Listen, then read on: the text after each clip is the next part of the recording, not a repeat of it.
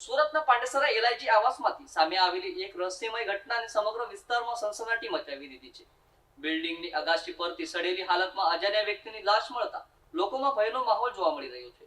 આખરે આ વ્યક્તિ કોણ છે અને અગાશી સુધી કેવી રીતે પહોંચ્યો? હાલ આ સમગ્ર મામલે પાંડેસરા પોલીસ દરેક દિશામાં તપાસ ચલાવી રહી છે. સુરતના પાંડેસરા એલઆઈજી આવાસમાં છેલ્લા કેટલાક દિવસોથી ભારે દુર્ગંધ ફેલાઈ રહી હતી. શરૂઆતમાં સ્થાનિકોએ સામાન્ય ગંદકી અથવા કોઈ જાનવર મળ્યું હોવાની આશંકા વ્યક્ત કરી હતી, પરંતુ દુર્ગંધ અસહ્ય બનતા સ્થાનિકોએ તપાસ શરૂ કરી. તપાસ દરમિયાન બિલ્ડિંગની અગાશી પર એક અજાણ્યા વ્યક્તિની સડેલી હાલતમાં લાશ જોવા મળતા લોકોમાં ભારે ભયનો માહોલ સર્જાયો હતો. સ્થાનિકોના જણાવ્યા મુજબ લાશ અંદાજે 3 દિવસ જૂની હોવાનું લાગી રહ્યું છે. મૃતદેહ સંપૂર્ણપણે સડી જવાની સ્થિતિમાં હોવાથી ઓળખ કરવામાં મુશ્કેલી પડી રહી છે.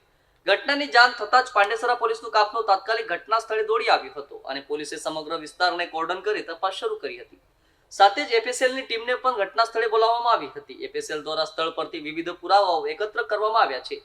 પોલીસે આસપાસના સીસીટીવી કેમેરા પણ ચેક કરવાની કાર્યવાહી હાથ ધરી છે, જેથી મૃતક અગાશી સુધી કેવી રીતે પહોંચ્યો તે અંગે કોઈ મહત્વપૂર્ણ કડી મળી શકે. આ સમગ્ર ઘટનામાં સૌથી મોટો સવાલ એ છે કે અજાણ્યો વ્યક્તિ આખરે બિલ્ડિંગની અગાશી સુધી પહોંચ્યો કેવી રીતે? શું કોઈએ તેને ત્યાં પહોંચાડ્યો કે પછી કોઈ કારણસર તે જાતે ત્યાં ગયો હતો? હાલ પોલીસ આ તમામ મુદ્દાઓને ધ્યાનમાં રાખીને તપાસ કરી રહી છે.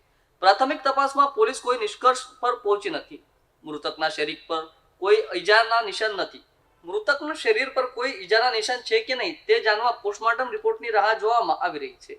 પોલીસ માટે આ કેસ હવે વધુ રહસ્યમય બનતો જઈ રહ્યો છે. સ્થાનિકોમાં પણ ઘટનાને લઈને અનેક ચર્ચાઓ ચાલી રહી છે.